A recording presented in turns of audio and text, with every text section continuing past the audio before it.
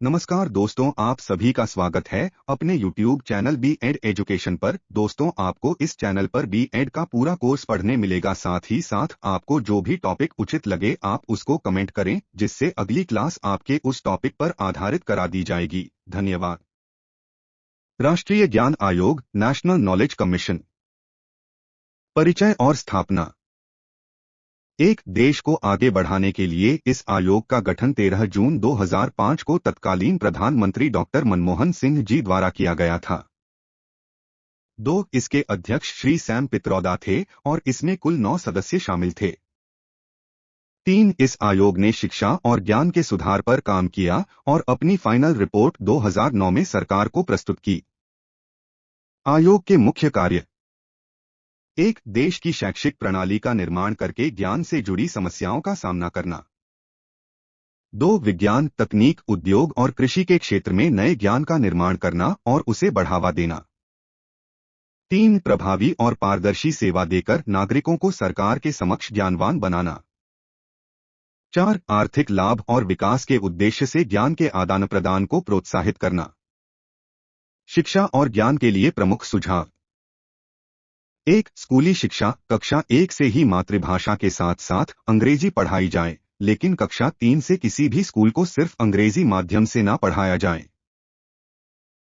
उच्च शिक्षा: देश में 1,500 नए विश्वविद्यालय और 50 राष्ट्रीय विश्वविद्यालय खोले जाएं। परीक्षा व्यवस्था में सुधार के लिए 25% अंक आंतरिक इंटरनल रखे जाएं। सुविधाएं: ज्ञान को सब तक पहुंचाने के लिए पुस्तकालय, राष्ट्रीय पुस्तकालय मिशन, अनुवाद केंद्र और राष्ट्रीय ज्ञान नेटवर्क बनाए जाएं। स्वास्थ्य और वेब पोर्टल: जल, ऊर्जा और पर्यावरण जैसे विषयों पर पोर्टल बने। बच्चे के जन्म से मृत्यु तक का हेल्थ रिकॉर्ड रखने के लिए स्वास्थ्य सूचना साइट बनाई जाए। शिक्षक, अध्यापकों से चुनाव या जनगणना जैसे गैर शैक्षणिक काम बिल्कुल न लिए जाएं और उन्हें कम से कम 5 साल तक एक ही जगह नियुक्त रखा जाए। स्कूलों का समय समय पर निरीक्षण हो। व्यावसायिक शिक्षा: प्राथमिक स्तर से ही कौशल स्किल को पाठ्यक्रम में शामिल किया जाए और इसे अंग्रेजी के साथ साथ स्थानीय भाषाओं में भी पढ़ाया जाए। आयोग के गुण, अच्छी बातें: ग्रामीण क्षेत्रों के स्कूलों की छुट्टियां गर्मी की बजाय उस समय करने का सुझाव दिया जब खेतों में काम करने का समय होता है, जो कि बहुत सही था। शिक्षकों से चुनाव और जनगणना जैसे गैर शैक्षणिक काम बिल्कुल न लेने का पक्ष लिया। कुलपतियों और निदेशकों की नियुक्ति प्रक्रिया को गलत बताकर एक स्वतंत्र खोज समिति द्वारा इनकी नियुक्ति का सुझाव दिया ताकि पारदर्शिता, ट्रांसपेरेंसी आए। देश में उच्च शिक्षा को बढ़ावा देने के लिए पूरे देश में करीब 1,500 विश्वविद्यालय होने का बेहतरीन सुझाव दिया। आयोग के दोष, कमियां: पहली कक्षा से ही अंग्रेजी पढ़ाने का सुझाव तर्कसंगत, लॉजिकल नहीं था, क्योंकि इस उम्र में बच्चों का बौद्धिक विकास जरूरी है, सिर्फ विषय थोपना नहीं।